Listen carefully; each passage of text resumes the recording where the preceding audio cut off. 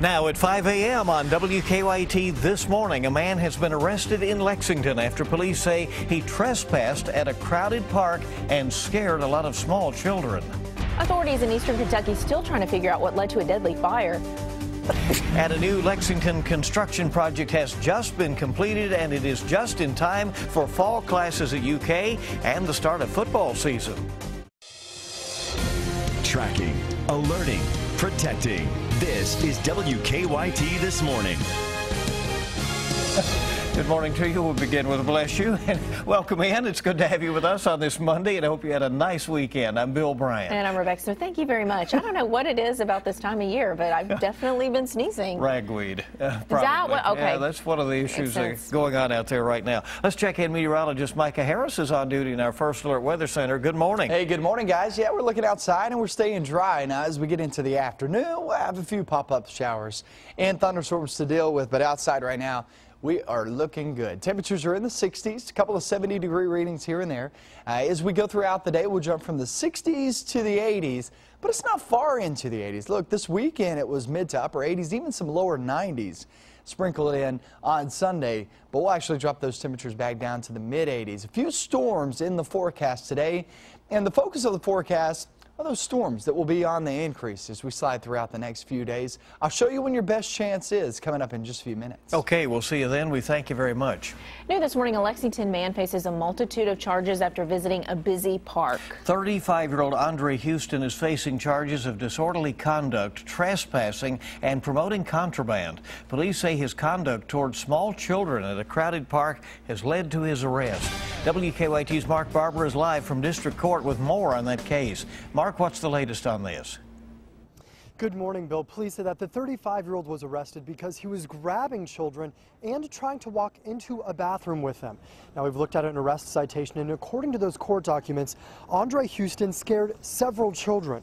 Now, police say the unusual behavior happened during a large family event at the Charles Young Park yesterday. There were more than 100 people in the park for the 15th annual East End Family Reunion. Officers tell us Houston had already been barred from the park twice this week by Parks and Rec when he showed up again yesterday. After he was arrested and booked into jail, police say they found a crack pipe hidden in his mouth. Houston will appear in court later today to be arraigned on drug charges and criminal trespassing. So who is the 35-year-old man who set off the alarm at the family event? I've been digging through court records this morning, and I found that this is his 10th felony case in the past 10 years. Now, coming up on WKYT News at 5:30, we'll take a look at the serious charges that he's faced. Live in Lexington, Mark Barber, WKYT.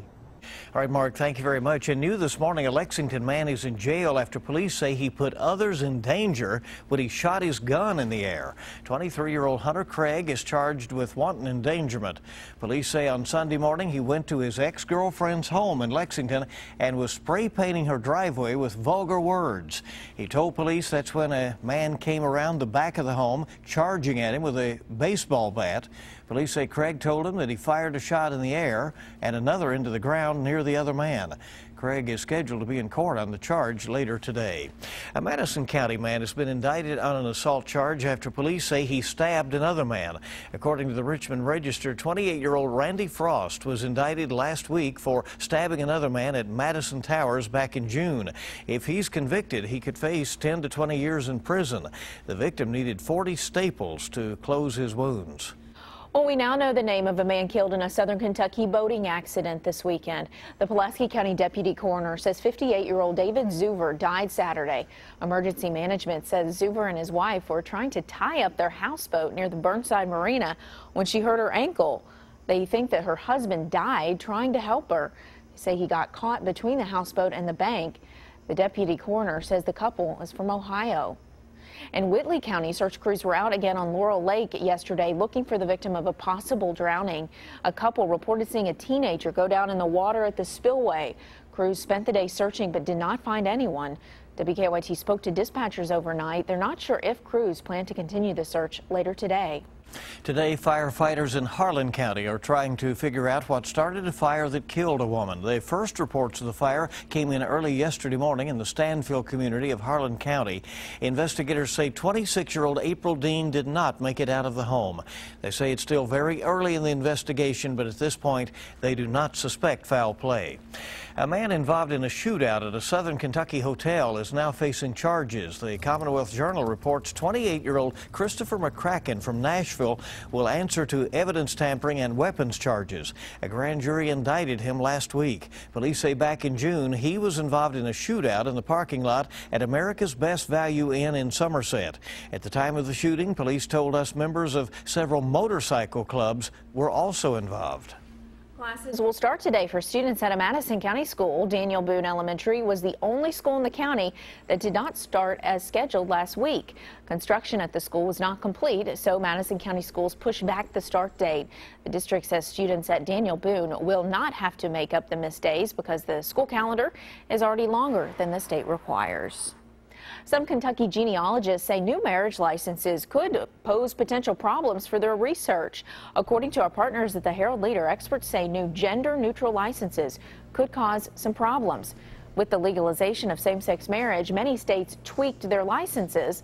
Now the forms say first party and second party instead of bride and groom. Genealogists say with gender-neutral names, identifying someone's gender in the future could be difficult. New this morning, Papa John's Pizza is offering up a reward after one of its classic cars was stolen at an auto show. The Z28 Camaro was stolen in Detroit during the Woodward Dream Cruise event. It was a replica of the car that Papa John's founder John Schnatner sold for $1,600 to start his business. Papa John's is now offering a $16,000 reward for its return. That's interesting. I didn't realize he did a little swap like that. Isn't that something like to start a chain that large? Now he can buy quite a few of those. Yeah, he probably could, but he wants that one back, or they do. After months of construction, a stretch of Alumni Drive is back open. The area between Tates Creek and Nicholasville Roads closed back in May so the crews could rebuild 2 roundabouts. The project is finished on time before the start of fall classes at the UK football season. WKYT's Hillary Thornton is live from Alumni Drive near the roundabouts. And Hillary, we're wondering what folks can expect today, you know, now that it's going to be a busy one on a Monday. Good morning. Well, good morning. That's right. The revamped portion of Alumni Drive out here near Commonwealth Stadium is getting its first real test with traffic during this morning's commute. The goal was to finish the $5 million project before the first home UK football game on September 5th. Crews made sure that happened, reopening the area between Tates Creek Road and Nicholasville Road yesterday after closing back in May for the construction. There are a few changes drivers will notice and need to be aware of traveling through this area. The first and biggest traffic change is the addition of 2 roundabouts. And then another new part we noticed when driving through is the addition of a median and a small change to the location of lanes on the Tates Creek Road end of Alumni Drive. Now, University of Kentucky officials say this area is one of the most congested on campus, with around 20,000 vehicles passing through each day. They say these changes will help calm that traffic and hopefully reduce crashes. They also say that these changes are providing a new area for both pedestrians and cyclists making their way through this area. Live in Lexington, Hillary Thornton, WKYT. All right, we'll see how it goes in the day ahead. Yeah, I'm sure a lot of commuters very happy that that project is now opened up. Right, just hope they can use the roundabouts, you know. You know, they're sometimes tricky. Yeah, all right, time this morning is 5:08. Star Wars fans, we're finally getting a look at the upcoming Lucasfilm movie slated for release next year. We'll have more details coming up in 5 minutes. And a powerful painkiller has been approved for younger children. We'll tell you which drug that is. It's coming up in your consumer news. No rain out there this morning, but as we head into the afternoon, we're looking at a few thunderstorms, and they will increase as we get closer toward midweek. We'll get into that forecast coming up next.